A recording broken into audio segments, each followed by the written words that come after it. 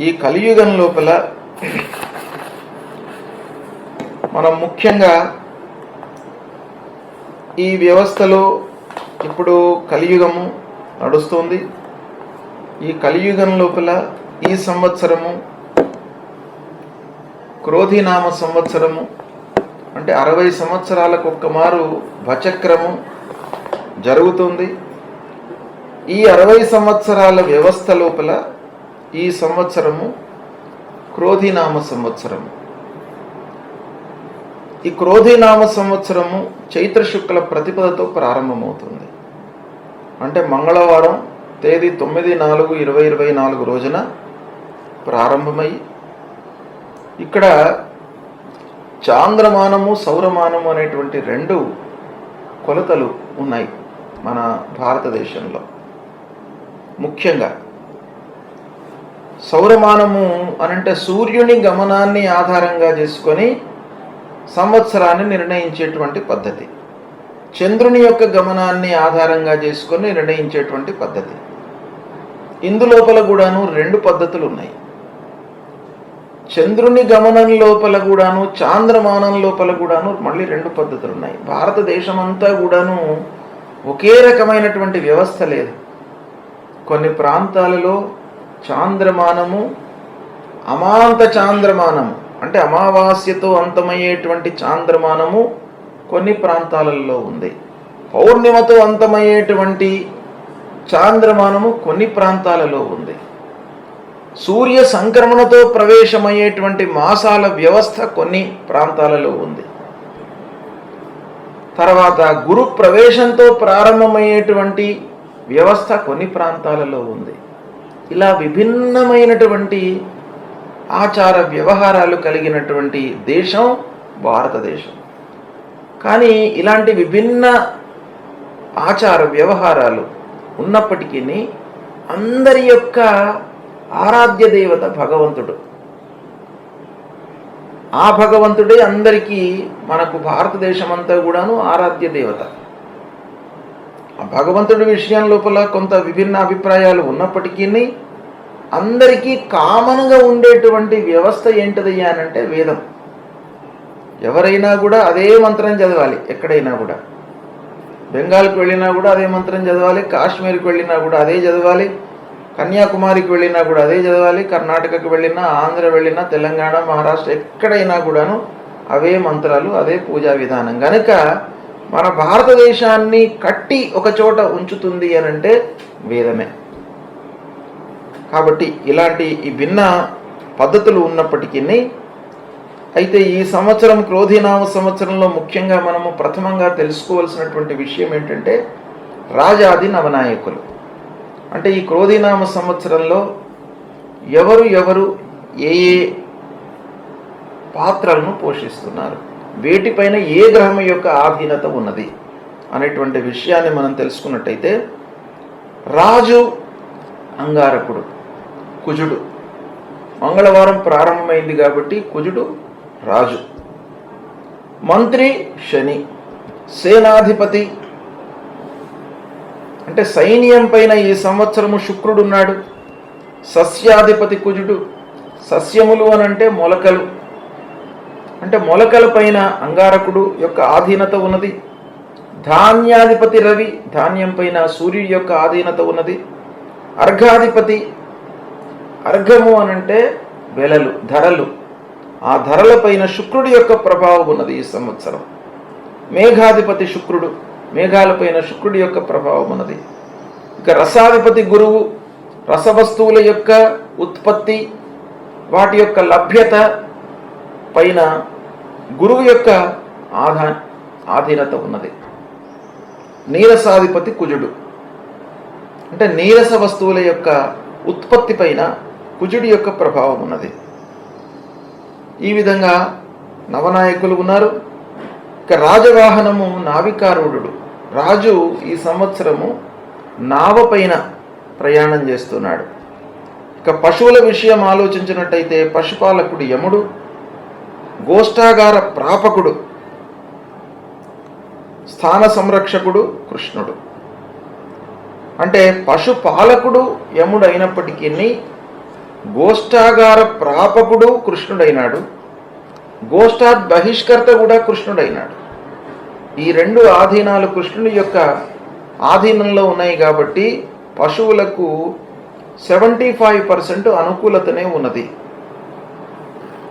ఇక ఈ సంవత్సరము 2 తూముల వర్షము, 1 తూము వాయువు. అంటే 60 యోజన విస్తీర్ణం 100 యోజనమున్నతం ఆఢకస్య ప్రమాణంతు దేవమానేన గణ్యతే నవభాగా సముద్రేషు పర్వతేషు తథా నవ ద్వౌ భాగౌ భువి పర్జన్యశ్చైవం వర్షతి చత్రిధా అని. అంటే వర్షం యొక్క ప్రమాణం ముఖ్యంగా మనం తెలుసుకోవాలి. వర్షం లేనట్టయితే పంటలు పండవు, తాగునీటి యొక్క కొరత ఏర్పడుతుంది, ఇవన్నీ కూడా ఉంటాయి కనుక వర్షం యొక్క విషయం ఎలా ఉంది ఈ సంవత్సరం అనేది మనం ఆలోచించినట్టయితే, రాజు కుజుడు కావడం మూలకంగా వర్షం యొక్క విధానంలో మార్పు వస్తుంది. 2 తూముల వర్షము, 1 తూము వాయువు. అంటే వర్షము ఎక్కువగా ఉంది, వాయువు తక్కువగా ఉంది. కాబట్టి ఇది కొంత అనుకూలమైనటువంటిది. వాయువు ఎక్కువ ఉందనుకోండి, మేఘాలు వస్తుంటాయి, కానీ వాయువు యొక్క ప్రభావం మూలకంగా మేఘాలు మళ్ళీ తొలగిపోయే అవకాశాలు ఉంటాయి. లేదా మేఘాలు ఇక్కడ ఒక ప్రాంతంలో ఉత్పన్నమయ్యి మేఘాలు ఇక్కడ కనబడతాయి, వాయువు మూలకంగా మేఘాలు పక్క ప్రాంతంలోకి వెళ్ళి వర్షించేటువంటి అవకాశాలు ఉంటాయి. కనుక ఈ సంవత్సరం అలాంటి ఇబ్బందులు లేకుండా 2 తూముల వర్షము, 1 తూము వాయువు కాబట్టి వర్షం అనుకూలంగా ఉంది, వాయువు తక్కువగా ఉంది.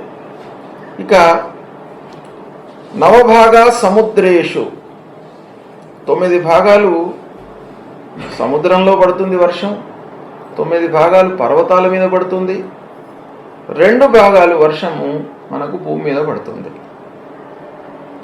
అంటే ఎప్పుడైనా కూడాను ఈ భూమండలం మొత్తం కూడాను సముద్ర భాగమే, సముద్ర శాతమే ఎక్కువ ఉంది, పర్వత ప్రాంతాలే ఎక్కువ ఉన్నాయి, జనులు నివసించేటువంటి ప్రాంతం తక్కువగా ఉంది.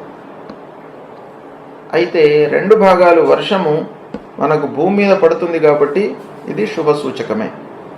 ఇక ఆడకము, ఆడకము అనంటే మనం కొలిచేటువంటి, అంటే ధాన్యాన్ని కొలిచేటువంటి దాన్ని మనం ఆడకం అంటాం. అది ఎవరి చేతిలో ఉంది, అది కూడాను చాలా ముఖ్యమైనటువంటిది. అంటే ఆడకము యొక్క ఎవరి చేతిలోనైతే ఆడకం ఉంటుందో, హస్తగతం అవుతుందో దాన్ని బట్టి ధరలు నిర్ణయించడం జరిగింది. కాబట్టి ఈ సంవత్సరము మొదట్లో, అంటే 9 ఏప్రిల్ నుండి, అంటే ఉగాది నుండి 29 మార్చి వరకు వేశ్యాహస్తగతమై ఉంది ఆడకం. వేశ్యాహస్తగతమై ఆడకం ఉండడం మూలంగా పంటలు బాగా పండుతాయి, వర్షాలు అనుకూలంగా ఉంటాయి. అనుకూలమైనటువంటి వర్షాలు ఉండడం మూలకంగా పంటలు బాగా పండుతాయి, వాటికి ధరలు కూడాను ఉంటాయి. అంటే రైతులు అందరూ కూడాను సుభిక్షంగా ఉంటారు అనేటువంటి విషయం మనకిక్కడ ఆడకదారుని యొక్క విషయం పైన మనకు తెలుస్తుంది. ఇక దాని తర్వాత మళ్ళీ 29 మార్చి తర్వాత గోపాలుని యొక్క చేతిలోకి ఆడకం వెళుతుంది కనుక అది కూడాను మనకు చాలా ఉపయోగమైనటువంటిదే, చాలా కలిసి వస్తుంది. ఇక ఈ సంవత్సరము క్రోధినామ సంవత్సరము. క్రోధినామ సంవత్సరం ఎలా ఉంటుంది అనంటే, క్రోధినామ సంవత్సరం లోపల ప్రజలు కొంత ఇబ్బందుల పాలవుతారు. క్రోధి, దాని పేరే క్రోధి, అంటే కోపంతో ఉన్నటువంటిది అన్నమాట, క్రోధము కలిగినటువంటిది. మనిషికి కోపం ఎప్పుడు వస్తుంది? అనుకున్నవి జరగనప్పుడు, లేదా మన మాట ఎవరైనా విననప్పుడు. అంటే ఇలాంటి లక్షణాలు ఈ క్రోధినామ సంవత్సరంలో ఎక్కువగా ఉండేటువంటి అవకాశాలు ఉన్నాయి. ప్రజలు రోగాలతో ఇబ్బందులు పడతారు. తర్వాత లోభత్వం అనేటువంటిది పెరుగుతుంది. లోభత్వం అంటే ఖర్చు పెట్టకపోవడం, అవసరానికి కూడా ఖర్చు పెట్టకపోవడం, అలాంటి మనస్తత్వాలు బాగా పెరుగుతాయి. రాజులకు పరస్పరము, అంటే అధికారులు, రాజులు, వీళ్ళందరూ కూడాను కొంత ఇబ్బందులు తలెత్తిస్తారు, ఇబ్బందులు పడతారు. ఈతి బాధలు బాగా కనబడుతున్నాయి. ఈతి బాధలు అంటే అనుకోని బాధలు, వర్షాల మూలకంగా, తుఫాన్ల మూలకంగా, ఎండల మూలకంగా, వీటన్నిటి మూలకంగా ఆరోగ్య సమస్యలు ఏవైతే ఏర్పడతాయో వీటన్నిటినీ ఈతి బాధలు అంటారు. ఈ ఈతి బాధలు ఎక్కువగా ఉంటాయి. తర్వాత వర్షాలు తక్కువగా పడతాయి, అల్పవృష్టి. ఈ అల్పవృష్టి ఉండడం మూలకంగా ఏమవుతుంది? పంటలు సామాన్యంగా పడతాయి. ఇక ధాన్యాదులకు కూడాను ధరలు పెరిగేటువంటి అవకాశాలు ఉంటాయి. పంటలు పుష్కలంగా పండితే ధరలు తగ్గుతాయి, మధ్యస్థంగా పంటలు పండినప్పుడు ధరలు పెరుగుతాయి. ఇక ప్రజల విషయానికి వచ్చినట్టయితే ప్రజల లోపల కల్లోలాలు, కలహాలు, ద్వేషాలు, నమ్మకాలు ఉండకపోవడము, ఒకరిని ఒకరు నమ్మకుండా ఉండడము, ఇలాంటివన్నీ కూడాను ఈ క్రోధినామ సంవత్సరంలో జరుగుతాయి. దగ్గరి వాళ్ళకు కూడాను నమ్మకాలు దూరం అవుతాయి. దగ్గరి వాళ్ళు ఎవరు? స్నేహితులు, చిన్నప్పటి నుంచి కలిసి పెరిగినటువంటి వాళ్ళు, కలిసి చదువుకున్నటువంటి వాళ్ళు, ఒకే చోట ఉన్నటువంటి వాళ్ళు, వాళ్ళ లోపల కూడాను సఖ్యత, నమ్మకం అనేటువంటిది లోపిస్తుంది. ముఖ్యంగా భార్యాభర్తల మధ్యన కూడాను సఖ్యత లోపించేటువంటి అవకాశాలు ఉన్నాయి. క్రోధినామ సంవత్సరంలో విరోధాలు అధికమవుతాయి. ఇక రాజకీయం లోపల కూడాను కొంత అస్థిరత, ఒడిదుడుకులు కనబడుతున్నాయి క్రోధినామ సంవత్సరంలో. క్రోధినామ సంవత్సరానికి మంగళవారం ప్రారంభమైంది. తర్వాత ఈ సంవత్సరానికి అధిష్టాన దేవత శనైశ్వరుడు. ఇది కూడాను కొంత ఇబ్బందిని కలిగించేటువంటి అంశమే. ఆహార ధాన్యాలు పెరిగేటువంటి అవకాశాలు ఉన్నాయి, అంటే ధరలు పెరుగుతాయి. అక్కడక్కడ హెచ్చు తగ్గులు కనబడుతున్నాయి. ఆహార ధాన్యాలు అంటే కొన్ని ప్రాంతాలలో పంటలు ఎక్కువగా ఉంటాయి, కొన్ని ప్రాంతాలలో అసలు పంటలే ఉండవు. ఇక్కడ పండినటువంటి ప్రాంతం నుండి అక్కడికి మనం దిగుబడి చేసినా కూడాను మనకి సరిపోదన్నమాట. ఇక వ్యాపారస్తులు చేసేటువంటి వ్యాపారాల లోపల ఒడిదుడుకులు బాగా కనబడుతున్నాయి. రాజులు పరస్పరము నమ్మకాన్ని కోల్పోతారు, అధికారులు నమ్మకాన్ని కోల్పోతారు. ఇరుగు పొరుగు దేశాల అధినేతల మధ్యన పరస్పరము నమ్మకం అనేటువంటిది కొరబడుతుంది. ఇక చైత్ర వైశాఖ మాసం లోపల, అంటే 12 నెలలు మనం విభజించి చూసినట్టయితే చైత్రం, వైశాఖం మొదటి 2 మాసాల లోపల వర్షాలు, వడగండ్ల వానలు కురిసేటువంటి అవకాశాలు కనబడుతున్నాయి. అగ్ని భయాలు, చోర భయాలు, తర్వాత అంటువ్యాధులు, అంటే కొన్ని చోట్ల ఎండల తీవ్రత మూలకంగా, వర్షాల మూలకంగా, గాలి, తుఫానులు, వీటన్నిటి మూలకంగా మనకేంటి వ్యాధులు ప్రబలేటువంటి అవకాశాలు చైత్ర వైశాఖ మాసాల్లో కనబడుతున్నాయి. ఇక జ్యేష్ఠ మాసంలో ధాన్యాదులకు ధరలు పెరిగేటువంటి అవకాశం ఉంది. ఆషాఢ మాసంలో కొంత ధరలు తగ్గుతాయి, అల్పవృష్టి, తక్కువగా వర్షాలు ఉంటాయి. ఇక శ్రావణ మాసంలో కొంత అతివర్షం మూలకంగా, కొన్ని చోట్ల అనావృష్టి మూలకంగా భయోత్పాతాలు, దుర్భిక్షము ఇలాంటివి సంభవించేటువంటి అవకాశాలు ఉన్నాయి శ్రావణ మాసంలో. భాద్రపద మాసంలో అక్కడక్కడ వర్షాలు పడతాయి. కొన్ని చోట్ల పడదు వర్షం, కొన్ని చోట్ల పడుతుంది. అంటే దీన్ని ఖండవృష్టి అంటారు. కొన్ని చోట్ల పడడము, కొన్ని చోట్ల పడకపోవడం కూడాను మనకు ఇబ్బందే. అంటే కొన్ని చోట్లనేమో పుష్కలంగా నీళ్లు దొరుకుతుంటాయి, కొన్ని ప్రాంతాలలో నీటి ఎద్దడే బాగా ఉంటుంది. ఇక ఆహార పదార్థాలకు కూడాను ధరలు బాగా పెరిగేటువంటి అవకాశాలు ఉన్నాయి భాద్రపద మాసంలో. ఆశ్వీజ మాసంలో వర్షాలు పర్వాలేదు, బాగానే ఉంటాయి. రస పదార్థాలకు ధరలు పెరుగుతాయి. ఇక కార్తీక మాసంలో ధరలు నిలిచి ఉంటాయి, బాగానే ఉంది. మార్గశిరం మొదలుకొని 4 మాసాల లోపల ధాన్యాదులకు ధరలు పెరుగుతాయి. ఈ విధంగా క్రోధినామ సంవత్సరంలో మనం మాసరీత్యా చూసుకున్నట్టయితే సూక్ష్మంగా ఇలాంటి ఫలితాలు ఉన్నాయి. ఇక్కడ రాజు కుజుడు ఈ సంవత్సరం. ఈ రాజు యొక్క ఫలితం ఏంటయ్యానంటే, భౌమస్య రాజ్యేగ్ని భయంధరిత్రి సస్యేన హీన క్వచిదేవ వృష్టి చోరాహ ప్రభూత మనుజేశ్వరాణం స్యాద్విగ్రహోన్యన్య జయాయ నూనం అని. ఇక్కడ అంగారకుడు రాజు కావడం మూలకంగా మనకు ఈ సంవత్సరము అగ్ని భయము బాగా ఉంటుంది. తర్వాత శస్త్ర భయము, శస్త్రాలు అస్త్రాలు ఎప్పుడు ఉపయోగించబడతాయి? దౌర్జన్యము, భయోత్పాతాలు ఇవి పెరిగినప్పుడే ఇవి ఉపయోగించబడతాయి గనక అలాంటి ఇబ్బందులు కలిగేటువంటి అవకాశాలు ఉన్నాయి. పంటలు తక్కువగా ఉంటాయి, అల్పవృష్టి, తక్కువ వర్షాలు, దొంగల బిడద ఎక్కువగా ఉంటుంది, దుర్మార్గులు పెరిగిపోయేటువంటి అవకాశాలు ఉన్నాయి. దుర్మార్గము అనంటే ఒకరిని ఒకరు మోసం చేసుకోవడము, డబ్బుల కొరకే మాట్లాడము, ప్రతి మాట లోపల కూడాను డబ్బులు ఎలా వాడి నుంచి రాబట్టాలి అనేటువంటి విషయం పైననే వాళ్ళ మనస్సంతా ఉంటుంది. అలాంటి వ్యక్తుల యొక్క ప్రబలము అనేటువంటిది పెరిగిపోతుంది. తర్వాత పరస్పరము అధికారుల మధ్యన కూడాను మనకు సఖ్యత లోపిస్తుంది, దేశాల మధ్యన సఖ్యత లోపిస్తుంది. ఇరుగు పొరుగు దేశాల మధ్యన ఒక సఖ్యత లేకపోవడము, వాడిని నేను ఎలా జయించాలి, వాడి బిజినెస్ నేను ఎలా కొట్టేయాలి అనేటువంటి మనస్తత్వంతోనే ఉంటారు, జయకాంక్షతోనే ఉంటారు. యుద్ధకాంక్ష, జయకాంక్ష.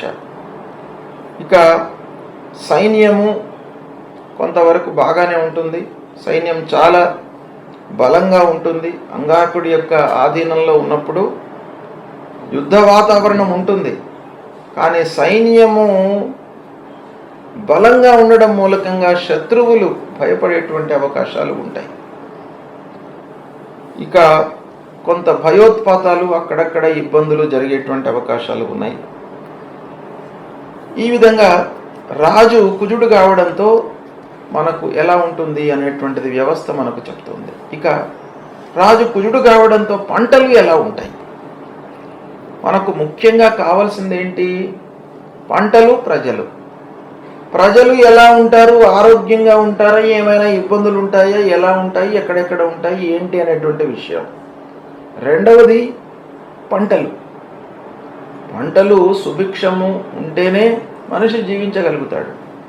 ఇండైరెక్ట్గా పంటల యొక్క కొరతని అన్నిటిపైన కూడాను మనకు రిఫ్లెక్ట్ అవుతుంది. పంటలు లేవనుకోండి, మనుషుల మధ్యన అపనమ్మకాలు పెరిగిపోతాయి, దుర్మార్గం ప్రబలుతుంది, చోరము అంటే దొంగల యొక్క బిడద పెరుగుతుంది, అగ్ని ప్రమాదాలు పెరుగుతాయి. అన్నిటికీ కారణము పంటలే. పంటలు లేకపోవడంతోనే మొత్తం కూడాను వ్యవస్థ అంతా కూడాను మనకు కొలాప్స్ అయిపోతుంది. కనుక ఈ విధంగా ఉన్నప్పుడు, ఈ అంగారకుడి యొక్క ఆధీనంలో ఈ సంవత్సరము ఉన్నప్పుడు పంటలు ఎలా ఉంటాయి? ఎర్రటి వస్తువులు అంటే కందులు, మిర్చి, పగడాలు, బెల్లము, తర్వాత చందనము, కలప, అగ్ని పదార్థాలు, బంగారము, వెండి, సీసము, ఇనుము, ఉక్కు, యంత్ర పరికరాలు, బొగ్గు, పెట్రోలు, కిరసనాయిలు, ఆముదము, తర్వాత ఉల్లిపాయలు, పొగాకు, తేయాకు, కాఫీ గింజలు, కంచు, పసుపు, ఇత్తడి, రాగి, కంకర, సిమెంటు, కడపరాళ్ళు, లోహ వ్యాపారాల వాటాలు, సత్తు మొదలగు వస్తువుల ధరలకు విపరీతంగా ధరలు పెరిగే అవకాశాలు ఉంటాయి. అంటే వీటికి ధరలు పెరుగుతున్నాయి అని అంటే వీటి యొక్క ఉత్పత్తి కొంచెం తగ్గుతుంది అని మనకు విషయం తెలుస్తుంది. ఈ విధంగా ఉంటుంది. తర్వాత మంత్రి శని అంటే రాజుకి సలహాలు ఇచ్చేటువంటి వ్యక్తి మంత్రి. మంత్రి కూడాను మంచి శుభగ్రహ అయినట్టయితే మనకు ఇబ్బంది ఉండదు. శని మంత్రి గనుక మధ్యవృష్టిర్మందసస్యం సర్వే పాపరతా నరాః ప్రజాపీడా భవేన్నిత్యం సూర్యపుత్రేతు మంత్రిని. ఇక్కడ మంత్రి శని కావడం మూలకంగా కూడాను కొన్ని ఇబ్బందులు ఉన్నాయి. ప్రపంచవ్యాప్తంగా మొత్తం భూగోళంలో కూడాను ప్రపంచవ్యాప్తంగా కూడాను శని మంత్రి కావడం మూలకంగా ఇబ్బందులు, దుర్మార్గుల చేత అక్కడక్కడ భయోత్పాతాలు, యుద్ధాలు, తర్వాత అనారోగ్య సమస్యలు, ఆర్థిక పరిస్థితి దిగజారిపోవడము, చోరుల యొక్క బెడద, ప్రతి చోట కూడాను చోరులు కాచుకొని ఉంటారన్నమాట. దొంగలు ఎప్పుడు వాడు అటువైపు చూస్తుంటే ఇటువైపు నుంచి కొట్టేద్దామనే అటువంటి ఆలోచనతో దొంగలు ఉంటుంటారు. అగ్ని బాధలు ఉంటాయి, ప్రాణహాని ఉంటుంది, ధాన్యాదులకు ధరలు విపరీతంగా పెరుగుతాయి శని మూలకంగా.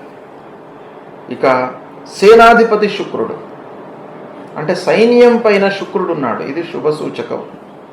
శుక్రుడి మూలకంగా మనకు సైన్యం పటిష్టంగా ఉంటుంది.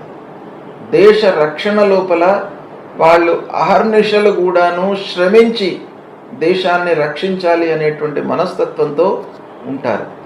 శుక్రుడు సేనాధిపతి గనక మన దేశానికి ఇబ్బంది లేదు. సేనాధిపతి శుక్రుడు చాలా మంచి పని చేస్తాడు, మనకి దేశాన్ని కాపాడుతాడు. అలాంటి శుక్రుడు సేనాధిపతి గనక మనం నిశ్చింతగా నిద్రపోవచ్చు. అంటే సైన్యం పటిష్టంగా ఉంటే దేశ రక్షణలో ఇబ్బంది ఉండదు. ఇక సస్యాధిపతి కుజుడు, అంటే మొలకల పైన కుజుడు ఉన్నాడు, అంగారకుడు ఉన్నాడు. ఇది కూడాను కొంత ఇబ్బందికరమైనటువంటిదే. సస్యాలపైన అంటే మనం విత్తనం పెట్టిన తర్వాత మొలకలు వస్తాయి. ఆ మొలకలు వచ్చేటువంటి వాటిపైన అంగారకుడు ఉండడం మూలంగా ఏమవుతుంది? ఎండకి ఇబ్బంది కావడము, పురుగులతో ఇబ్బంది, ఏవైనా వ్యాధులు రావడము, ఇలాంటి వాటి మూలకంగా కొంత మొలకల లోపల ఒక 20-25% ఆ మొలకలు వాడిపోయేటువంటి అవకాశాలు కనబడుతున్నాయి. ఇక ధాన్యాధిపతి రవి, ధాన్యం పైన సూర్యుడు ఉన్నాడు. ఈ ధాన్యం పైన సూర్యుడు ఉండడము చాలా మంచిదే, కానీ కొంత కంట్రోల్ వ్యవస్థ అనేటువంటిది ఉంటుంది. అంటే మనం అనుకున్న రీతి లోపల కాకుండా కొంత ఆగుతూ దాన్ని మనం మార్కెట్లోకి ప్రవేశింపజేసినట్టయితే ఎక్కువగా ధరలు వచ్చేటువంటి అవకాశాలు ఉంటాయి. ధాన్యం పైన రవి ఉండడము అనేటువంటిది ఒక మిశ్రమైనటువంటి ఫలితాన్ని ఇస్తుంది. ఇక అర్ఘాధిపతి శుక్రుడు, అంటే పండిన పంటలపైన, అంటే వాటికి ధరలపైన ఎవరున్నారు? శుక్రుడు శుభగ్రహం, మంచి ఫలితాలను ఇస్తాడు. పంటలకు అనుకూలమైనటువంటి ధరలు ఇస్తాడు. రైతులు సుభిక్షంగా ఉంటారు. పంటలు పండడము ఎంత ముఖ్యమో వాటిని అమ్మి అనుకూలమైనటువంటి ధరలను పొందడం కూడాను అంతే ముఖ్యం గనక దానిపైన శుక్రుడు ఉన్నాడు గనక వ్యాపారస్తులకు, రైతాంగానికి, దేశం మొత్తం మీద అనుకూలంగా ఉంది. వాళ్ళు సంతోషంగా ఉంటారు. ఇక మేఘాధిపతి కూడాను శుక్రుడైనాడు. మేఘాలపైన కూడాను శుక్రుడు ఉండడము శుభ సూచకము. అనుకూలమైన వర్షాలు ఉంటాయి. ఎక్కడనైతే మేఘావృతమై ఉంటుందో అక్కడనే వర్షాలు పడేటువంటి అవకాశాలు ఉంటాయి. సమయానుకూల వర్షాలు ఉంటాయి. తద్వారా పంటలు కూడాను అనుకూలంగా ఉండేటువంటి అవకాశాలు ఉన్నాయి. ఇక రసాధిపతి గురువు, రసవస్తువుల యొక్క ఉత్పత్తి పైన గురువు ఉన్నాడు గనక ఈ రసవస్తువుల యొక్క ఉత్పత్తి బాగానే ఉంటుంది. అంటే పాడి పంటలు సమృద్ధిగా ఉంటాయి, పశువులు సౌఖ్యంగా ఉంటాయి, సుఖశాంతులతో రైతులు జీవిస్తారు. ఇక నీరసాధిపతి కుజుడు, అంటే నీరస వస్తువులపైన అంగారకుడు ఉన్నాడు. కాబట్టి నీరస వస్తువుల యొక్క ఉత్పత్తి లోపల కొంత ఇబ్బందులు వచ్చే అవకాశాలు ఉన్నాయి. ఇక పశుపాలకుడు యముడైనప్పటికీ గోష్ఠాగార ప్రాపకుడు, అంటే ఇంటి లోపల, అంటే పశువులను ఇంటికి తీసుకువచ్చిన తర్వాత రక్షించేటువంటి వ్యక్తి శ్రీకృష్ణుడు.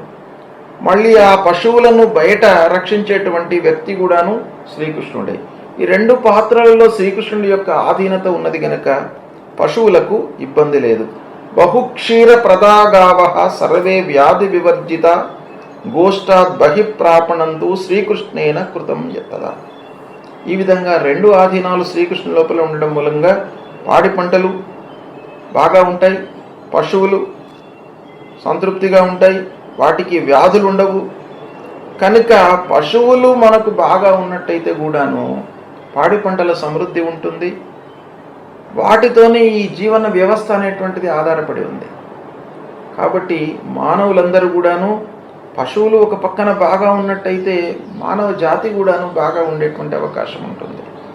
కనుక ఈ శ్రీకృష్ణుడి యొక్క ఆధీనత బాగా ఉంది. కనుక ఈ విధంగా నవనాయకుల యొక్క ఈ 9 నవనాయకులు అనంటే ఈ సంవత్సరము 9 విషయాల లోపల ముఖ్యమైనటువంటి విషయాలు 9. రాజు, మంత్రి, సేనాధిపతి, సస్యాధిపతి, అర్ఘాధిపతి, మేఘాధిపతి, రసాధిపతి, నీరసాధిపతి, ఇలా ఈ 9 గ్రహాల లోపల 9 ఆధీనం లోపల శుభగ్రహాలు ఎక్కువగా ఉన్నాయి. కాబట్టి ఆ విషయం లోపల మనకు బాగానే జరిగేటువంటి అవకాశాలు ఉన్నాయి. ఇక గురు సంచారం ఎలా ఉంది ఈ సంవత్సరం అని చూసినట్టయితే చైత్ర కృష్ణ అష్టమి అంటే 1/5/2024 మధ్యాహ్నం 12:56 మేషరాశి నుండి వృషభ రాశిలోకి గురువు ప్రవేశిస్తున్నాడు. గురువు వృషభ రాశిలోకి ప్రవేశించినది మొదలుకొని మళ్ళీ ఎప్పటి వరకు ఉంటున్నాడు? 7/5/2025 వరకు వృషభ రాశిలో సంచరిస్తున్నాడు. ఇక్కడ వృషభ రాశిలో సంచరించడము 2 రకాలుగా మనం చూడాలి.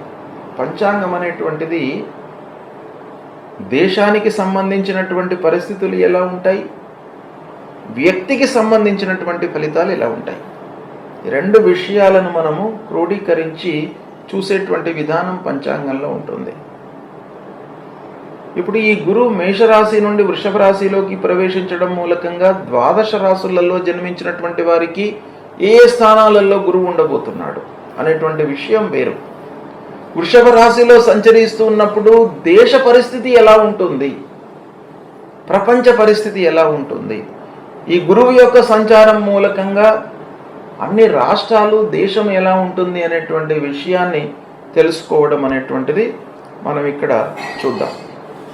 ఇప్పుడు 9/4/2024 నుండి 1/5/2024 వరకు 1/5/2024 అప్పుడు గత సంవత్సరము ఏప్రిల్ నుండి అంటే 2023 నుండి 9/4/2023 నుండి ఈ సంవత్సరము అంటే 1/5/2024 వరకు మేషరాశిలో సంచరిస్తున్నాడు.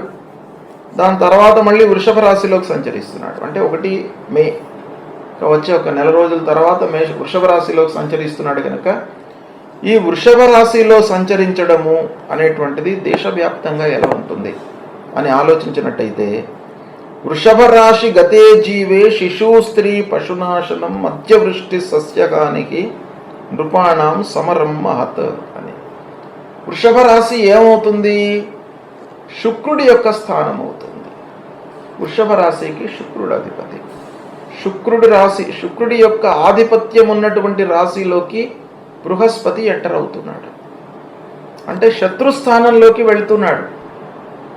శత్రుస్థానంలోకి గురువు వెళ్ళడం మూలకంగా కొంత మనకు అరాచకం పెరిగేటువంటి అవకాశాలు ఉన్నాయి. శిశువులకు, పిల్లలకు ఇబ్బందులు ఏర్పడేటువంటి అవకాశాలు ఉంటాయి.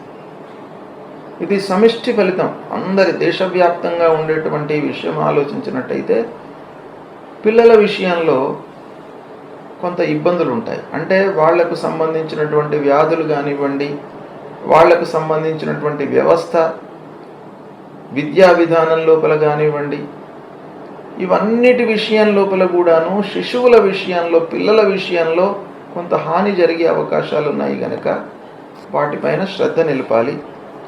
తర్వాత స్త్రీల విషయం లోపల కూడాను ఇబ్బందులు ఎదురయ్యేటువంటి అవకాశాలు ఉన్నాయి. అంటే స్త్రీలకు అక్కడక్కడ రక్షణ కోల్పోవడము, రక్షణ కొరబడము, వాళ్ళ మూలకంగా ఇబ్బందులు ఇలాంటివి కూడాను జరిగేటువంటి అవకాశాలు ఉన్నాయి. తర్వాత పశువుల విషయం లోపల కూడా కొంత దృష్టి పెట్టాలి. అటువైపున శ్రీకృష్ణుడు పశుపాలకుడు గోష్ఠాత్ బహిష్కర్ష అయినప్పటికీ వృషభ రాశిలోకి గురువు వస్తున్నాడు గనక కొంత ఇబ్బంది ఉంటుంది. వృష్టి వర్షము మధ్యమంగా ఉంటుంది. తర్వాత సస్యహాని ఉంది. అక్కడ కుజుడు కూడాను సస్యాధిపతి అయినాడు. ఇక్కడ వృషభ రాశిలోకి బృహస్పతి ఎంటర్ అవుతున్నాడు గనక సస్యహాని అనేటువంటిది గోచరిస్తుంది. ఇక ముఖ్యంగా శత్రుస్థానంలోకి బృహస్పతి వస్తున్నాడు. రాజులకు పరస్పర యుద్ధకాంక్ష ఎక్కువగా కనబడుతుంది. అంటే ఇరుగు పొరుగు దేశాలు ఎప్పుడు యుద్ధం వస్తుంది, ఎప్పుడు రెడీగా ఉండాలి అనేటువంటి దానిలోనే ఉంటారు. ఉన్న వ్యవహారము ధనమంతా కూడాను యుద్ధం పైననే వెచ్చించేటువంటి అవకాశాలు ఉన్నాయి. కాబట్టి యుద్ధ వాతావరణము ఉండేటువంటి అవకాశాలు ఉన్నాయి. ఇక ముఖ్యంగా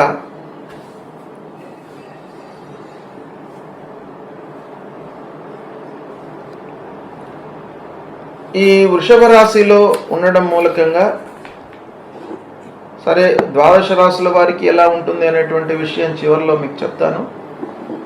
ఇక శని గత సంవత్సరము పౌష్యకృష్ణ దశమి అంటే 17/1/2023 సాయంత్రం 6 గంటల నుండి ఈ సంవత్సరము 17/3/2025 వరకు శని కుంభరాశిలో సంచరిస్తున్నాడు.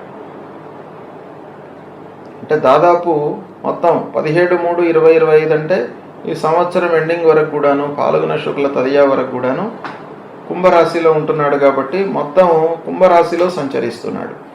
ఈ కుంభరాశిలో శని సంచరించడం మూలకంగా ఏమవుతుంది?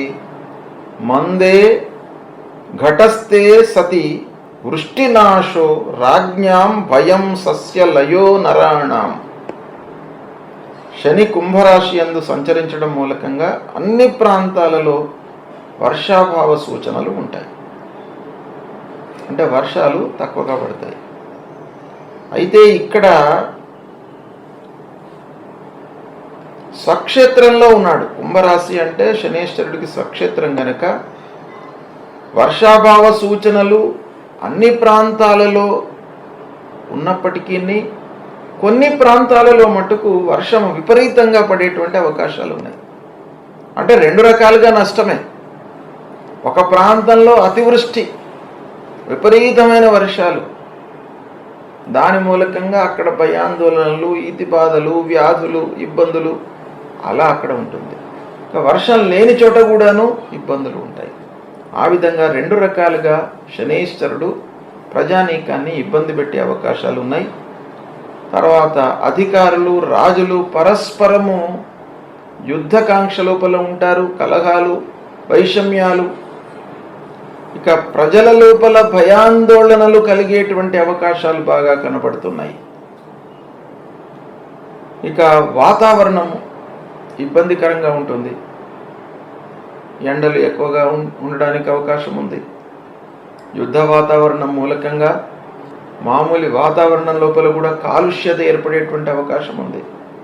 సస్యహాని, మొలకలకు ఇబ్బంది, అనారోగ్య సమస్యలు ఇవన్నీ కూడాను కుంభరాశిలో శనేశ్వరుడు సంచరించడం మూలకంగా కలిగే అవకాశాలు ఉన్నాయి. ఇక్కడ శని విషయం లోపల సూక్ష్మంగా 12 రాశులకు ఎలా ఉంటుంది, శని అనేటప్పటికీ అందరికి కూడాను ఎలా ఉంటుంది అనేటువంటి విషయం తెలుసుకోవాలనేటువంటి ఆదుర్ద ఉంటుంది కనుక 17/1/2023 నుండి 17/3/2025 వరకు కుంభరాశిలో శని సంచరిస్తున్నాడు కనుక మకర రాశి వారికి, కుంభరాశి వారికి, మీనరాశి వారికి 2, 1, 12 స్థానాలు అంటే ఏలినాటి శని. అంటే మకర రాశి వారికి 2వ స్థానం అవుతుంది, కుంభరాశి వారికి జన్మస్థానం అవుతుంది, మీనరాశి వారికి ద్వాదశ స్థానం అవుతుంది. అంటే ఈ రాశులలో జన్మించినటువంటి వారికి ఏలినాటి శని ఉన్నాడు. ఇక కర్కాటక రాశిలో జన్మించిన వారికి అష్టమ స్థానంలో శని సంచారం, వృశ్చిక రాశిలో జన్మించినటువంటి వారికి అర్ధాష్టమ స్థానంలో శని సంచారం, కనుక మొత్తం మీద 5 రాసులలో జన్మించినటువంటి వారికి శని యొక్క సంచారము బాగాలేదు. మకరము, కుంభము, మీనము ఏల్నాటి శని, కర్కాటకము, వృశ్చికము అష్టమ అర్ధాష్టమ స్థానాలలో శని. ఈ రాసులలో పుట్టినటువంటి వారికి శని ప్రభావం ఈ సంవత్సరం బాగా ఉంది. ఇక దాని తర్వాత మళ్ళీ 17 మార్చి 2025 తర్వాత శని మీనరాశిలోకి వస్తున్నాడు. అప్పుడు మళ్ళీ ఆ గోచారం మారిపోతుంది. ఇక దాని తర్వాత రాహు కేతువులు ఎలా ఉన్నారు ఈ సంవత్సరం అని అంటే 30 అక్టోబర్ 2023 నుండి 18/5/2025 వరకు మీనరాశిలో రాహువు, కన్యా రాశిలో కేతువు సంచరిస్తున్నారు. ఈ రాహు కేతువులు ఈ రాశులలో సంచరిస్తున్నారు. వారి యొక్క ఫలితాలు ద్వాదశ రాశుల వారికి ఎలా ఉంటాయి అనేటువంటి విషయం అక్కడ చెప్తాను. ఈ సంచారము మూలకంగా ఈ గ్రహ కలయిక అనేటువంటిది 2 రకాలుగా ఉంటుంది. ఒకటేంటంటే అరిష్ట యోగాలు, దేశారిష్ట యోగాల పైన వీటి ప్రభావం ఉంటుంది. తర్వాత వ్యక్తిగత జీవితం పైన ఎఫెక్ట్ ఉంటుంది. ఈ విషయం చెప్పిన తర్వాత దేశారిష్ట యోగాలు ఎప్పుడెప్పుడున్నాయి ఈ సంవత్సరం అనే విషయం కూడాను మీకు చెప్తాను. ఇక వాస్తుకర్తరి అంటే వాస్తు విషయం లోపల నిషిద్ధమైనటువంటి ఒక సమయం మనకు శాస్త్రంలో చెప్పబడి ఉంది. ఏది చైత్ర కృష్ణ 11 ఏకాదశి 4/5/2024 నుండి 28/5/2024 వరకు వాస్తు విషయం లోపల నిషిద్ధమైనటువంటి పనులు అంటే వాస్తుకర్తరి ఉంది. ఈ సమయం లోపల వాస్తు పనులు చేయకూడదు. అంటే ఏమేం పనులు చేయవచ్చును, ఈ సమయంలో ఏమేం పనులు చేయకూడదు అనేటువంటి విషయం కూడాను మనకు చెప్పబడి ఉంది. కనుక ఈ కర్తరి సమయం లోపల అంటే వాస్తు కర్తరి సమయంలో మహావృక్షాలు నరకకూడదు. మహావృక్షాలు అనంటే రాగి చెట్టు, మర్రి చెట్టు, జువ్వి చెట్టు, వేప చెట్టు, ఇలా మహావృక్షాలు ఆ వృక్షాలు భగవంతుడి యొక్క స్వరూపాలు మహావృక్షాలు గనుక ఈ వాస్తుకర్తరి లోపల వాటిని తొలగించకూడదు, నరకకూడదు. తర్వాత భూమిని తవ్వడము, తర్వాత కొత్తగా గ్రామాన్ని నిర్మాణం అనేటువంటి పనులు, గ్రామ ఏర్పాట్లు కూడా చేయకూడదు వాస్తుకర్తరిలో. కొత్త గృహాన్ని కట్టడానికి కూడాను శంకుస్థాపనలు చేయకూడదు. మామూలు భూమి పూజలు చేసుకొని ఆల్రెడీ మనం ప్రారంభించినటువంటివి అయితే కంటిన్యూ చేసుకోవచ్చును. కేశఖండనము, కొత్త తోటలు వేయడము, చెరువులు తవ్వడము, దేవాలయంలో స్తంభ ప్రతిష్టాపనలు చేయడము, ఇలాంటివన్నీ కూడాను వాస్తుకర్తరిలో చేయకూడదు. మరి ఏం చేయవచ్చును అని అంటే వాస్తుకర్తరిలో ఉపనయనాలు చేయవచ్చును, వివాహాలు చేయవచ్చును, గృహ ప్రవేశాలు చేయవచ్చును, యజ్ఞయాగాదులు చేయవచ్చును, మంటపాది కార్యక్రమాలు చేయవచ్చును. ఇవన్నీ కూడా వాస్తుకర్తరిలో చేయవచ్చు అనేటువంటి విషయం మనకు ధర్మశాస్త్రంలో చెప్పబడి ఉంది. కనుక ఈ వాస్తుకర్తరిని తెలుసుకొని తదనుగుణంగా ముహూర్తాలు పెట్టుకోవడం మంచిది. మౌఢ్యము ఎలా ఉంది అంటే ముఖ్యమైనటువంటి తారలు, గ్రహాలు శుక్రుడు, గురు. ఈ 2 గ్రహాలు అస్తమించి ఉండకూడదు శుభకార్యాలు చేయడానికి. ఈ గురువు యొక్క వీక్షణ, గురువు అస్తమించకుండా ఉండడము, శుక్రుడు అస్తమించకుండా ఉండడం అనేటువంటిది ప్రధానమైనటువంటి విషయం. కనుక ఈ గ్రహాలు అస్తమించి ఉన్నప్పుడు శుభకార్యాలు పనికిరావు. గనక ఇవి ఏ సమయంలో ఉన్నాయి అనేటువంటి విషయాన్ని మనం చూసినట్టయితే శుక్రమౌఢ్యమి క్రోధినామ సంవత్సరము చైత్ర కృష్ణ 3 తదియ శనివారం 27/4/2024 రాత్రి 10:23 నుండి ఆషాఢ శుక్ల 5 పంచమి గురువారం 11/7/2024 వరకు 74 రోజులు పూర్వాస్తం శుక్రమౌఢ్యమి ఉంది. అంటే దాదాపు 27 ఏప్రిల్ నుండి 11 జూలై వరకు శుక్రమౌఢ్యం ఉంది. 74 రోజులు శుభకార్యాలకు నిషేధం. వివాహాది శుభకార్యాలు, వివాహాలు, ఉపనయనాలు, గృహప్రవేశాలు, శంకుస్థాపనలు, దేవతా ప్రతిష్టలు, ఇవన్నీ కూడాను మనకు ఈ శుక్రమౌఢ్యం లోపల పనికిరావు. కనుక ఇది దాదాపు 27 ఏప్రిల్ నుంచి 11 జూలై అని అంటే ఈ ముహూర్తాలు ఇంకా చైత్ర బహుళ త్రయోదశి నుండి అంటే చైత్ర పౌర్ణిమ తర్వాత ముహూర్తాలు లేవు. పెళ్లి ముహూర్తాలు, ఉపనయన ముహూర్తాలు, తర్వాత గృహప్రవేశ గృహారంభ ముహూర్తాలు, శంకుస్థాపనాదులు ఇవన్నీ కూడాను ఏమీ ఉండవు. తర్వాత గురుమౌఢ్యమి చైత్రకృష్ణ 10 దశమి 3/5/2024 నుండి వైశాఖ బహుళ ద్వాదశి సోమవారం 3/6/2024 వరకు పశ్చిమాస్తం గురుమౌఢ్యమి. అంటే ఈ రెండు కూడాను కలిసి వచ్చాయి ఈ సంవత్సరం.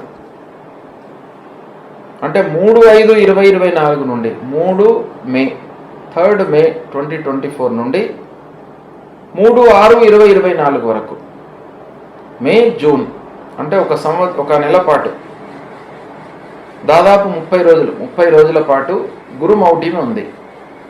మే 3 నుండి జూన్ 3 వరకు. ఈ సమయం లోపల గురుమౌఢ్యం గనక ఇక్కడ కూడాను వివాహాది శుభకార్యాలు నిషిద్ధం. ఇక తర్వాత పాల్గొన కృష్ణ విధియ 16 మార్చ్ 2025 నుండి 29 మార్చ్ 2025 ఇక్కడ 13 రోజులు పశ్చిమాస్తం శుక్రమౌఢ్యం ఉంది. అంటే పాల్గొన కృష్ణ విధియ అనంటే హోలీ తెల్లవారితే మనకు శుక్రమౌఢ్యం ప్రారంభమవుతుంది. అది ఎప్పటి వరకు ఉంది? అమావాస్య వరకు ఉంది. వచ్చే సంవత్సరము ఉగాది కంటే ముందు రోజు అమావాస్య, ఆ అమావాస్య వరకు శుక్రమౌఢ్యం ఉంది. అది దాదాపు 13 రోజులు ఉంటుంది. ఈ 13 రోజులు శుక్రమౌఢ్యమి. అంటే మనకు శుక్రమౌఢ్యమి గురుమౌఢ్యమి ప్రధానంగా మనం శుభకార్యాలకు చూస్తాం. శుక్రుడి యొక్క స్థితి ఉండాలి తప్పకుండా, గురువు యొక్క అనుగ్రహం ఉండాలి. కాబట్టి వాళ్ళు లుప్తమై ఉండకూడదు శుభకార్యాలు చేసే సమయంలో. కనుక ఈ మౌఢ్యం అనేటువంటిది ప్రధానంగా మనము తీసుకుంటాం లెక్కలోకి. తర్వాత రాబోయే సంవత్సరం ఎలా ఉంది అనేటువంటి విషయం కూడాను ఇక్కడ మీకు చెప్తాను. రాబోయే సంవత్సరం ఏంటి? విశ్వావసునామ సంవత్సరం.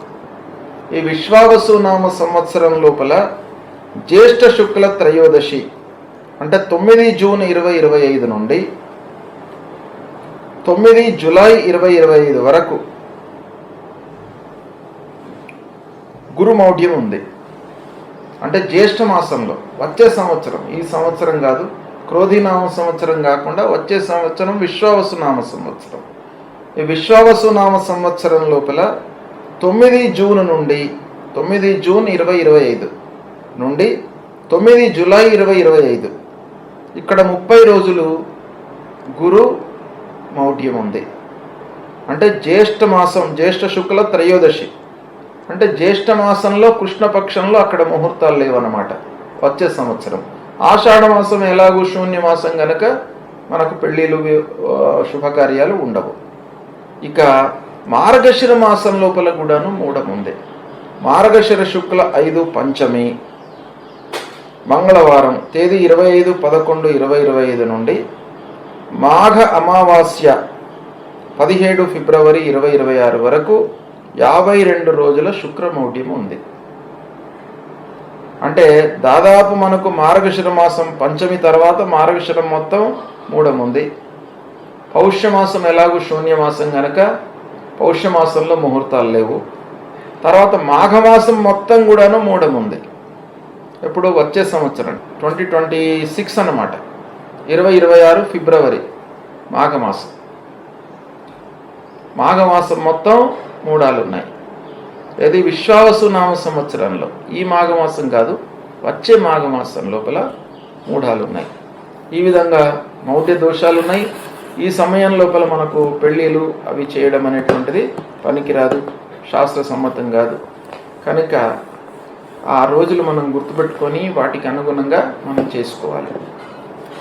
ఇక మేష సంక్రమణ ప్రవేశాలను బట్టి మనకు కాలము, వర్షాలు, వర్ష సూచనలు, వర్షాభావాలు ఇవన్నీ కూడా నిర్ణయమై ఉంటాయి. కాబట్టి మేష సంక్రమణ ఎలా ఉంది అని అంటే, ఈ సంవత్సరము మేష సంక్రమణ చైత్ర శుక్ల 5 పంచమి 13 ఏప్రిల్ 2024 రోజున రాత్రి 9:04 మృగశిర నక్షత్రంలో 4వ పాదం లోపల అంటే చతుర్థ చరణంలో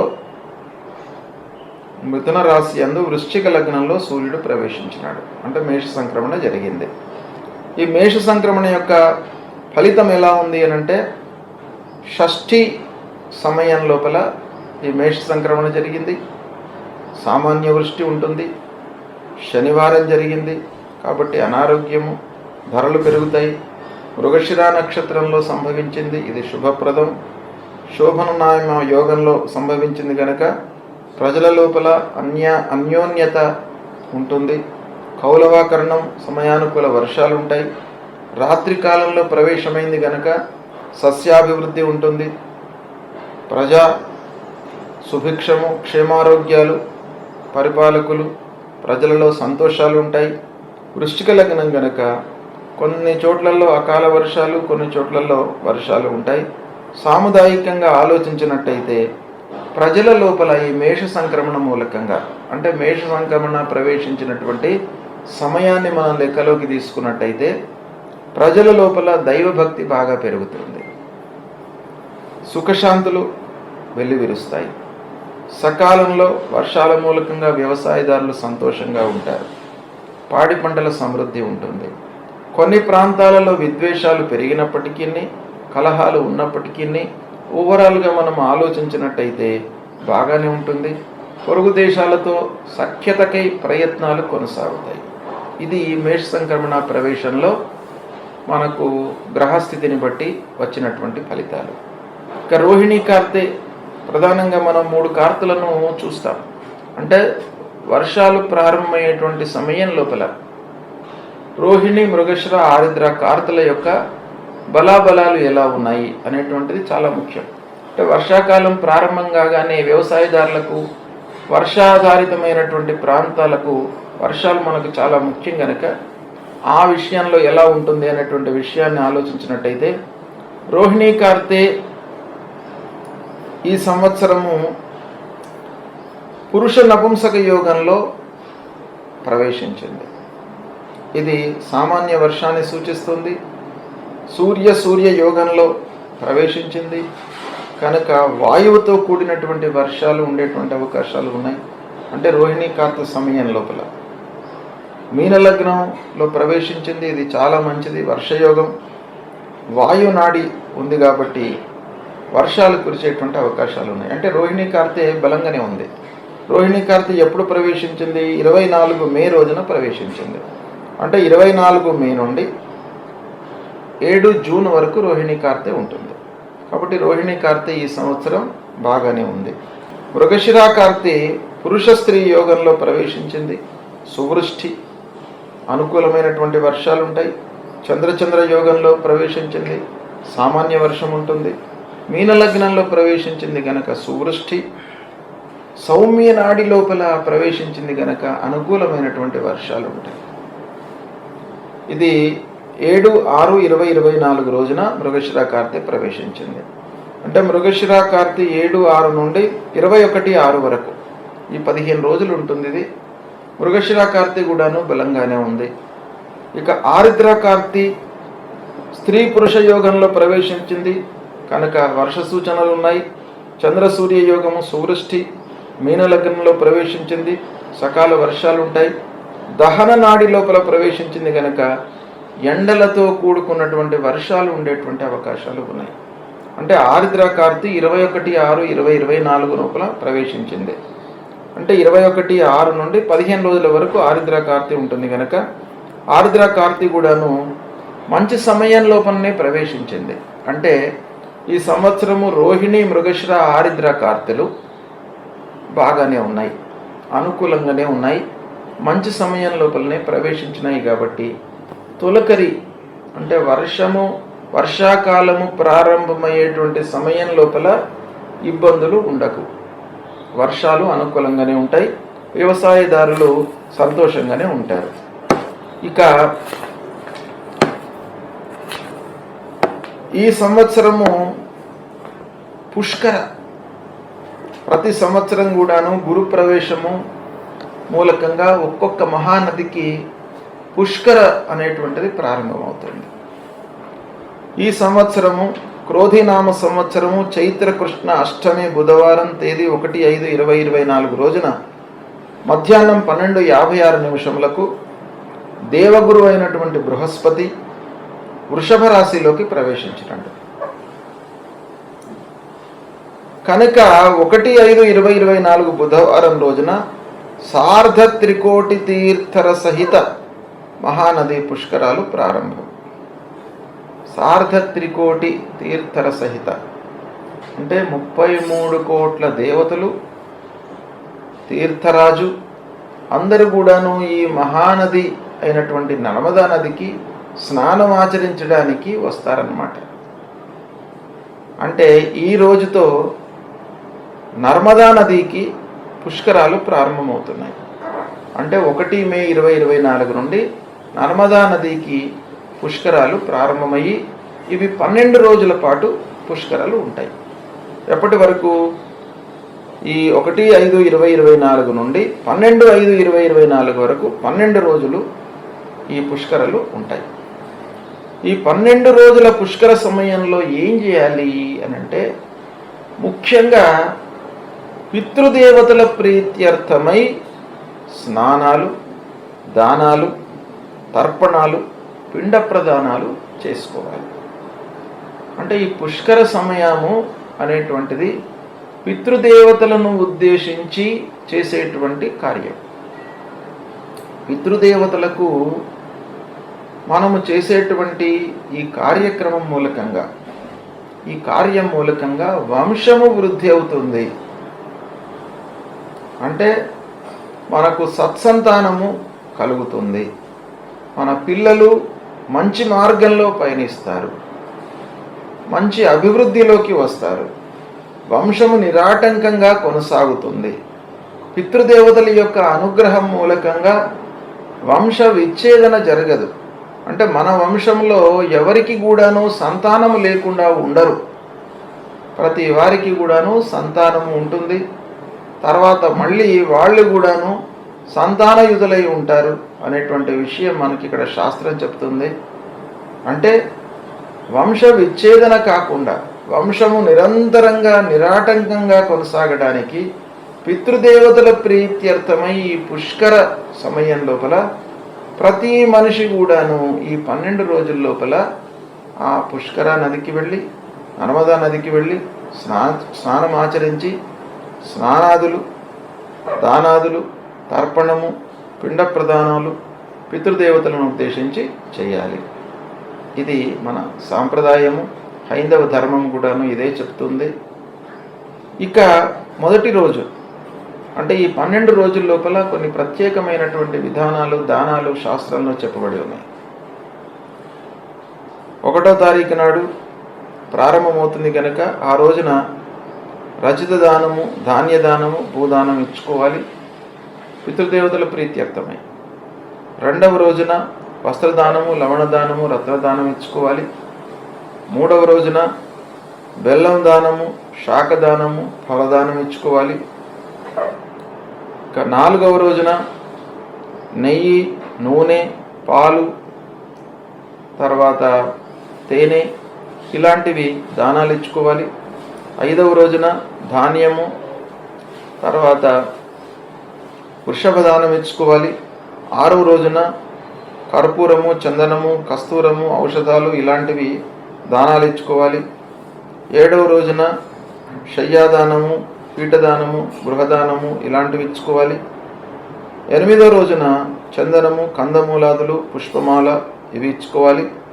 9వ రోజున, ముఖ్యంగా 9వ రోజు ప్రధానమైనటువంటి దినం అన్నమాట.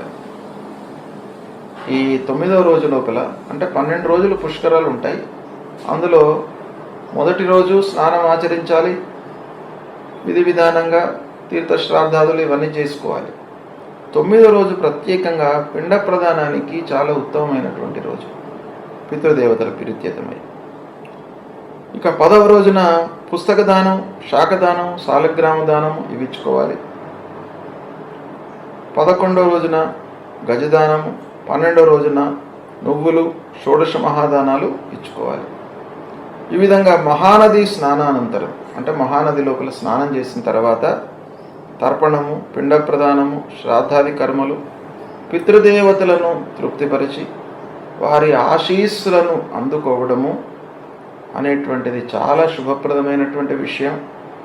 వంశ వృద్ధిని కలిగిస్తుంది ఇది అని ధర్మశాస్త్రం చెప్తుంది కనుక తప్పకుండా అందరూ కూడాను ఈ పుష్కర లోపల ఆ నదికి వెళ్ళి స్నానం చేసి ధర్మకార్యాలు చేయాలి. తప్పకుండా వంశం అనేటువంటిది వృద్ధి కావాలి. మనము సంపాదిస్తుంటాం, మంచి కర్మలు చేస్తుంటాం. ఎవరి కొరకు ఇవన్నీ చేయడము? 2 విషయాలను మనం ఆపేక్షించి చేస్తుంటాం. ఒకటి దేశాని కొరకై, ప్రజల కొరకై చేయడము ఒకటి. రెండవది మన ఇంటి వాళ్ళ కొరకు, పిల్లల కొరకు, వంశం కొరకు చేయడం ఒకటి. కాబట్టి ఈ పుష్కర సమయం లోపల చేసేటువంటి విషయము వంశానికి సంబంధించింది కనుక అందరూ కూడాను ఆచరించి సుఖమయమైనటువంటి జీవితాన్ని గడపాలి. ఇక నక్షత్ర రీత్యా కొన్ని ఫలితాలు చెప్పబడి ఉన్నాయి శాస్త్రం లోపల. వీటిని కందాయాలు అని అంటాం. అంటే కందాయం లోపల మనకు అశ్వని నక్షత్రంలో జన్మించినటువంటి వారు ఎలా ఉంటుంది? సూక్ష్మంగా మనకు 4 మాసాలు 4 మాసాలు 4 మాసాలు అంటే మొదటి 4 మాసాలు, మధ్యం ఉన్నటువంటి 4 మాసాలు, చివరిలో ఉన్నటువంటి 4 మాసాలు ఎలా ఉంటుంది సూక్ష్మంగా అనేటువంటి విషయం ఈ కందాయాలు అనేటువంటివి తెలుపుతాయి. ఇవి నక్షత్రాన్ని బట్టి ఉంటుంది. అంటే ఇందులో ముఖ్యంగా మనకు ఏం చెప్పబడింది అంటే ఆదిశూన్యే మహావ్యాధి, మధ్యశూన్యే రుణాధికం, అంత్యశూన్యేర్థనాశ స్యాత్, త్రిశూన్యే నిష్ఫలం భవేత్ అని.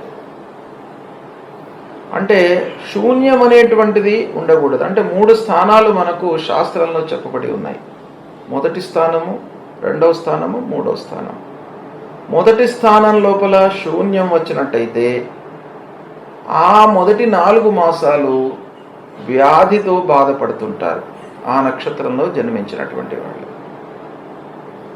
మధ్య లోపల అంటే 2వ స్థానం లోపల శూన్యం వచ్చినట్టయితే రుణాధికం, అప్పుల బాధ పెరుగుతుంది. ఒకవేళ చివరిలో శూన్యం వచ్చినట్టయితే రావాల్సినటువంటి డబ్బు రాదు, వృధా ఖర్చులు అవుతాయి అనేటువంటి విషయం చెప్తుంది. ఇక 3 పొజిషన్స్ లోపల కూడాను, 3 స్థానాల లోపల కూడాను శూన్యం వచ్చినట్టయితే ఆ సంవత్సరం మొత్తం కూడాను నిష్ఫలం, ఏమీ జరగదు, ఉన్నది ఖర్చు అవుతుంది, వ్యాధులు అన్నీ కూడాను సంభవిస్తాయి అనేటువంటి విషయం ఇది నక్షత్రాల రీత్యా మనకు శాస్త్రంలో చెప్పబడి ఉన్నది. ఇది ఒక్కసారి సూక్ష్మంగా చెప్తాను. నక్షత్రాల పరంగా మనం ఆలోచించినట్టయితే ఈ కందాయ ఫలితాలు ఎలా ఉన్నాయి అనేటువంటి విషయాన్ని తెలుసుకుందాం. ముందుగా అశ్వని నక్షత్రంలో జన్మించినటువంటి వారికి 2, 1, 0 అంటే 3వ స్థానంలో శూన్యం వచ్చింది కనుక చివరి 4 మాసాలు కొంత వృధా ఖర్చులు ఉంటాయి ఈ అశ్వని నక్షత్ర జాతకులకి అనేటువంటి విషయం మనకు తెలుస్తుంది. మిగతా రోజులు బాగానే ఉంటుంది. ఇక భరణి నక్షత్రానికి వచ్చినట్టయితే శూన్యం లేదు, అన్ని 12 మాసాలు కూడాను బాగానే ఉంటుంది. కృత్తికా నక్షత్రంలో జన్మించినటువంటి వారికి మొదటి 2 స్థానాల లోపల శూన్యం ఉంది కాబట్టి మొదటి 8 మాసాలు ఇబ్బందికరంగా ఉంటుంది. అంటే అనారోగ్య సమస్యలు, తర్వాత రెండవది రుణాధికం, అప్పుల బాధలు. ఈ రెండిటితో కృత్తికా నక్షత్రం వాళ్ళు 12 మాసాల లోపల మొదటి 8 మాసాలు ఇబ్బంది పడతారు అనేటువంటి విషయం మనకు తెలుస్తుంది. రోహిణి నక్షత్రం వారికి బాగానే ఉంది ఈ సంవత్సరం, శూన్యమేమీ లేదు. మృగశిర నక్షత్రం వారికి కూడాను శూన్యం లేదు, బాగానే ఉంది. ఆరుద్ర నక్షత్రం వారికి 2, 3 స్థానాలలో శూన్యం ఉంది. కాబట్టి చివరి 8 మాసాలు అంటే మొదటి 4 మాసాలు బాగానే ఉంది, మధ్యలో ఉన్నటువంటి 4 మాసాలు, చివరిలో ఉన్నటువంటి 4 మాసాలు ఇబ్బందికరంగా ఉంది. ఇక పునర్వసు నక్షత్రంలో జన్మించినటువంటి వారికి సంవత్సరం మొత్తం కూడాను బాగానే ఉంది. పుష్యమి నక్షత్రంలో జన్మించినటువంటి వారికి శూన్యం ఏమీ లేదు, సంవత్సరం పొడుగు కూడాను బాగానే ఉంది.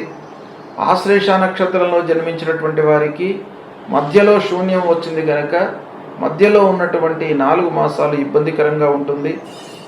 ఇక మఘా నక్షత్రం వారికి శూన్యమేమీ లేదు, బాగానే జరుగుతుంది.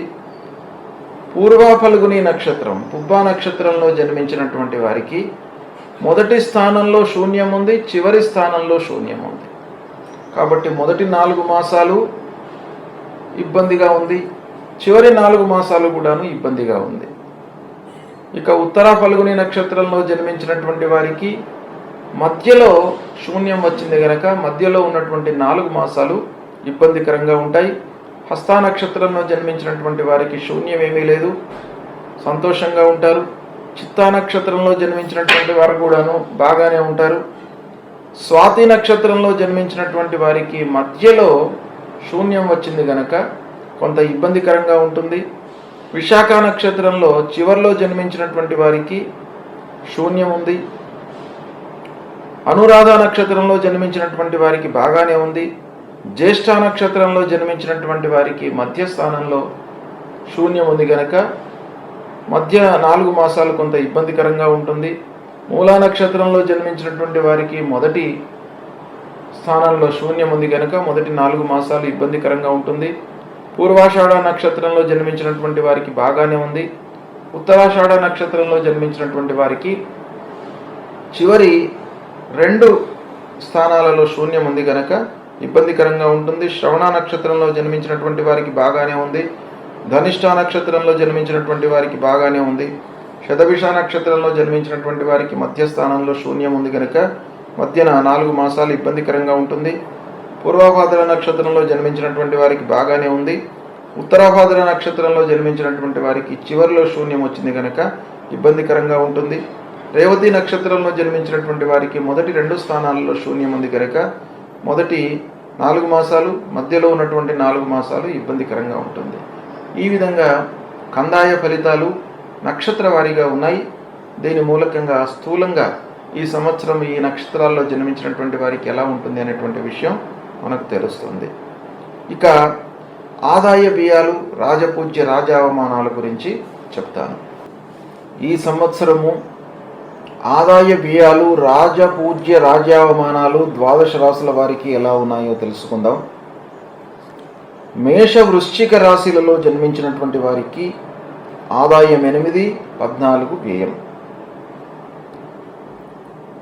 వృషభ తులారాశులలో జన్మించినటువంటి వారికి ఆదాయం 2, వ్యయం 8. మిథున కన్యా రాశులలో జన్మించినటువంటి వారికి 5 ఆదాయము, 5 ఖర్చు. కర్కాటక రాశిలో జన్మించినటువంటి వారికి 14 ఆదాయము, 2 ఖర్చు. సింహరాశిలో జన్మించినటువంటి వారికి 2 ఆదాయము, 14 వ్యయము. ధనుస్సు మీనరాశులలో జన్మించినటువంటి వారికి 11 ఆదాయము, 5 ఖర్చు. మకర కుంభరాశులలో జన్మించినటువంటి వారికి 14 ఆదాయము, 14 ఖర్చు. ఓవరాల్గా అన్ని రాశులను మనం లెక్కలోకి తీసుకున్నట్టయితే దేశవ్యాప్తంగా ఉండేటువంటి జనులందరూ కూడాను 12 రాశులలో జన్మించినటువంటి వారే గనక అందరినీ క్రోడీకరించి చూసినట్టయితే ఆదాయం 56 కనబడుతుంది, వ్యయం 62 కనబడుతుంది. అంటే అందరికీ కూడాను సరాసరిగా ఆలోచించినట్టయితే ఆదాయం కంటే కూడాను ఖర్చులే ఎక్కువగా ఉన్నాయి ప్రపంచవ్యాప్తంగా. అంటే దేశవ్యాప్తంగా కూడాను అందరికీ కూడాను ఖర్చులు ఎక్కువగా ఉన్నాయి, ఆదాయం తక్కువగా ఉంది. ఇక రాజపూజ్య రాజావమానాల గురించి చూద్దాం. మేషరాశి వారికి 4, 3. 4 రాజపూజ్యం, 3 అవమానము. వృషభ రాశి వారికి 7, 3. మిథున రాశి వారికి 3, 6. కర్కాటక రాశి వారికి 6, 6. సింహరాశి వారికి 2, 2. కన్యా రాశి వారికి 5, 2. తులారాశి వారికి 1, 5, వృశ్చిక రాశి వారికి 4, 5, ధనుసు రాశి వారికి 7, 5, మకర రాశి వారికి 3, 1, కుంభరాశి వారికి 6, 1, మీనరాశి వారికి 2, 4. ఈ విధంగా రాజ్యపూజ్య రాజ్యావమానాలు ద్వాదశ రాశుల వారికి ఉన్నాయి. ఓవరాల్గా మనం చూసినట్టయితే రాజపూజ్యము 50 ఉంది, రాజ్యావమానము 43 ఉంది. అంటే ప్రజల లోపల రాజ్యపూజ్యత పెరిగింది ఈ సంవత్సరం, అవమానము తగ్గింది. అంటే ఎవరి పని వాళ్ళు చేసుకుంటూ వాళ్ళ పనుల లోపల నిమగ్నమై ఉంటారు. మంచి పేరు ప్రతిష్టలు సంపాదించే అవకాశాలు ఎక్కువగా ఉన్నాయి. కనుక ద్వాదశ రాశుల వారు అందరికీ కూడాను సమిష్టిగా చూసినట్టయితే పూజ్యత ఎక్కువగా ఉంది, తర్వాత అవమానము తక్కువగా ఉన్నది. ఈ విధంగా రాజపూజ్య రాజావమానాలు ఉన్నాయి. ఇక గ్రహణాల విషయానికి వచ్చినట్టయితే ఈ క్రోధీనామ సంవత్సరంలో దృగ్గోచరమైనటువంటి గ్రహణాలు లేవు.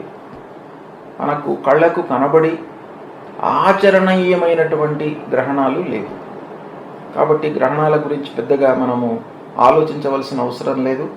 అయినప్పటికీ కొన్ని ప్రాంతాలలో కొన్ని గ్రహణాలు ఉన్నాయి, కానీ మన భారతదేశంలో కనబడవు. ఎక్కడెక్కడ కనబడతాయి ఏంటి అనేటువంటి విషయాన్ని మీకు స్థూలంగా చెప్తాను. 8/4/2024 అంటే ఈ అమావాస్య ఉగాది కంటే ముందు ఒకరోజు ముందు సంభవించేటువంటి గ్రహణము సోమవారం రోజున రాత్రి 11:44 నుండి 12:39 వరకు ఉంది. ఈ గ్రహణం మనకు భారతదేశంలో కనబడదు, సూర్యగ్రహణము. కాబట్టి గ్రహణం కనబడదు కనుక ఆచరించవలసినటువంటి అవసరం లేదు. ఎక్కడ కనబడుతుంది అని అంటే అమెరికాలో కనబడుతుంది, కెనడా దేశంలో కనబడుతుంది, గ్రీన్లాండ్లో కనబడుతుంది ఈ గ్రహణం. ఇక రెండవది ఖండగ్రాస చంద్రగ్రహణము 18 సెప్టెంబర్ 2024 నాడు ఉంది. ఇది ఉదయం 7:42 నుండి 8:47 వరకు పాక్షిక చంద్రగ్రహణం ఉంది. ఈ గ్రహణం కూడాను భారతదేశంలో కనబడదు.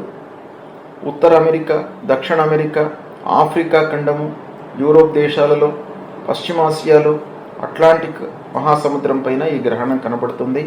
మనము ఆచరించవలసినటువంటి అవసరం లేదు. ఇక 2-10 2 అక్టోబర్ 2024 రోజున కంకణాకార పాక్షిక సూర్యగ్రహణం ఉంది.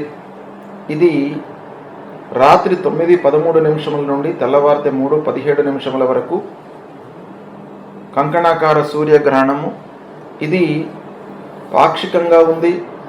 ఇది పాక్షిక కంకణాకార సూర్యగ్రహణము. ఇది భారతదేశంలో కనబడదు. దక్షిణ అమెరికా, అంటార్కిటికా, హిందూ మహాసముద్రము దరిదాపులలో ఉన్నటువంటి ప్రాంతాలలో కనబడుతుంది. కనుక భారతదేశంలో కనబడదు కనుక విధి విధానాలను పాటించవలసినటువంటి అవసరం లేదు.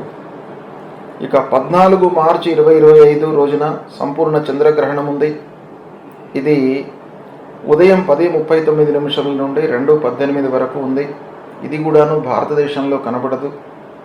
విధి విధానాలను పాటించవలసినటువంటి అవసరం లేదు.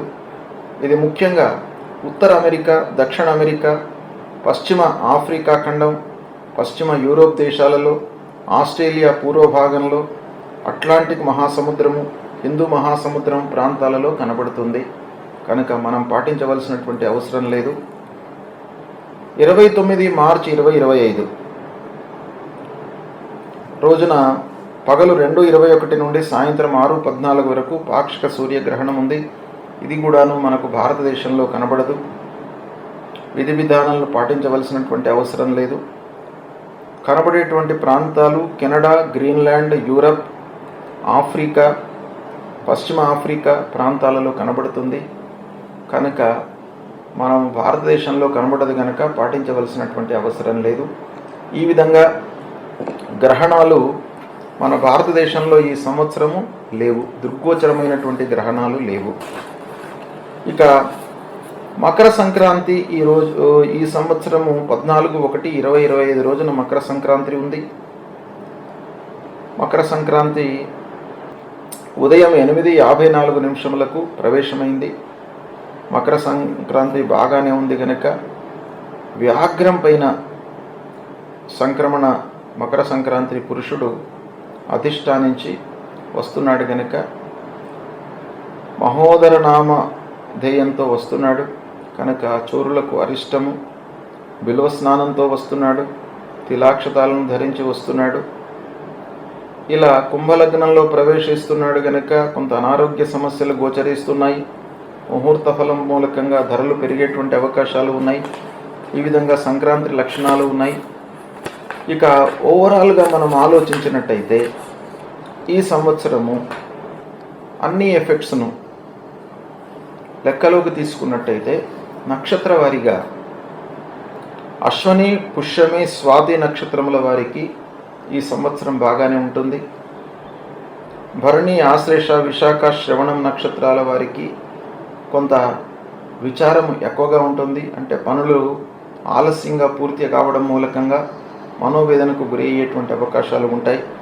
కృత్తిక, మఘ, అనురాధ, ధనిష్ట నక్షత్రాల వారికి గౌరవం లభిస్తుంది, కీర్తి ప్రతిష్టలతో ఉంటారు. సంఘం లోపల మంచి పేరును సంపాదించేటువంటి అవకాశాలు ఉన్నాయి. రోహిణి, పుబ్బ, జ్యేష్ఠ, శతభిష నక్షత్రాల వారికి పనులు శ్రమాధికం మూలకంగా కొంత భయాందోళనకు గురయ్యేటువంటి అవకాశాలు ఉన్నాయి. ఇక మృగశిర, ఉత్తర, మూల, పూర్వభాద్ర నక్షత్రాల వారు ప్రాపర్టీస్ను కొనడము, వస్తు సేకరణ, నగలు, నాణ్యాలను కొనడము ఇలాంటివి పొందేటువంటి అవకాశాలు ఉన్నాయి. ఆరిద్ర, హస్త, పూర్వాషాఢ, ఉత్తరభాద్ర నక్షత్రాలు వారిలో జన్మించినటువంటి వారు కొంత ఆరోగ్య సమస్యలతో ఇబ్బంది పడతారు, కొంత జాగ్రత్తలు తీసుకోవాలి. పునర్వసు, చిత్త, ఉత్తరాషాఢ, రేవతి నక్షత్రాలలో జన్మించినటువంటి వారికి ఆదాయం పెరుగుతుంది, మంచి వనరులతో ఉంటారు, పొదుపుపై మనస్సును నిలుపుతారు. ఈ విధంగా నక్షత్ర రీత్యా ఓవరాల్గా ఉంది. ఇక ముఖ్యంగా మనకు ఈ సంవత్సరము దేశారిష్ట యోగాలు 23/4/2024 నుండి 1/6/2024 వరకు రాహువు, కుజుడు కలిసి ప్రయాణిస్తున్నారు. దీని మూలకంగా కొన్ని ప్రాంతాలలో అనావృష్టి సూచనలు ఉంటాయి. పంటలకు నష్టము, పరిపాలకుల మధ్యన కలహాలు, అధికారుల మధ్యన వైషమ్యాలు, ఆందోళనలు ఉండేటువంటి అవకాశం ఉంది. 7/6/2024 నుండి 33/2025 వరకు శని, రాహులు ద్విద్వాదశ స్థానంలో ఉన్నారు. దాని మూలకంగా తెలుగు రాష్ట్రాలలో కలహాలు, ఈతి బాధలు, ధన నష్టము కలిగేటువంటి అవకాశం ఉంది. 13/6/2024 నుండి 31/7/2024 వరకు మరియు 23/12/2024 నుండి 19/3/2025 వరకు శత్రుక్షేత్రంలో గురు సంచారం ఉంది. తద్వారా అనావృష్టి, దుర్భిక్ష సూచనలు ఉంటాయి. తేదీ 3/10/2024 నుండి 27/12/2024 వరకు కుంభరాశిలో శని సంచరిస్తున్నాడు. తద్వారా ప్రజల్లో నిరాశ, నీళ్ల కరువు ఎక్కువగా ఏర్పడేటువంటి అవకాశాలు ఉన్నాయి. తేదీ 13/10/2024 నుండి 6/11/2024 వరకు గురు శుక్రుల యొక్క సమసప్తక స్థితి వలన ప్రజల్లో భయాందోళనలు, నీళ్ల కొరత, అగ్నిభయము, విషజ్వరాలు, ఈతి బాధలు, అనారోగ్య సమస్యలు ప్రజ్వలిలేటువంటి అవకాశాలు ఉన్నాయి. 14/12/2024 నుండి 20/21/2025 వరకు రవి, కుజులు సమసప్తక స్థితిలో ఉన్నారు. అనావృష్టి వలన పంటలకు నష్టం వాటిల్లేటువంటి అవకాశాలు ఉన్నాయి. ఈ విధంగా ఓవరాల్గా ఆలోచించినట్టయితే ఈ క్రోధినామ సంవత్సరంలో ఫలితాలు ఇలా ఉన్నాయి. ఇక ముఖ్యంగా క్రోధినామ సంవత్సరంలో చాలా మట్టుకు వర్షాలు వ్యవసాయదారులకు బాగానే ఉంది. కానీ అంగారకుడి యొక్క ఆధీనంలో రాజరికం ఉండడం మూలకంగా కొంత ఇబ్బందులు తప్పవు. కొన్ని పంటలకు రేట్లు పెరిగేటువంటి అవకాశాలు బాగా కనబడుతున్నాయి. ఈ విధంగా ఉంది. అయితే మొత్తం మీద ఈ సంవత్సరము భగవంతునిపై మనస్సు నిలిపి శ్రద్ధతో పనులు చేసుకున్నట్టయితే అన్ని రాశులలో జన్మించినటువంటి వారికి కూడాను భగవంతుడి యొక్క అనుగ్రహము ఉంటుంది, ఉండాలి అని చెప్పేసి మనసారా కాంక్షిస్తూ ద్వాదశ రాశులలో జన్మించినటువంటి వారికి మరియు ప్రేక్షకులకు అందరికీ కూడాను ఈ సంవత్సరము శుభకరమైనటువంటి, సుఖమయమైనటువంటి జీవితము జరగాలి. మీరందరూ కూడాను సుఖశాంతులతో ఉండాలని చెప్పేసి మనసారా కోరుకుంటున్నాను. స్వస్తి ప్రజాభ్యః పరిపాలయంతాం న్యాయేన మార్గేణ మహిం మహేషాః గోబ్రాహ్మణేభ్య శుభమస్తు నిత్యం. లోకా సమస్త సుఖినో భవంతు. శుభం భూయాత్. స్వస్తి.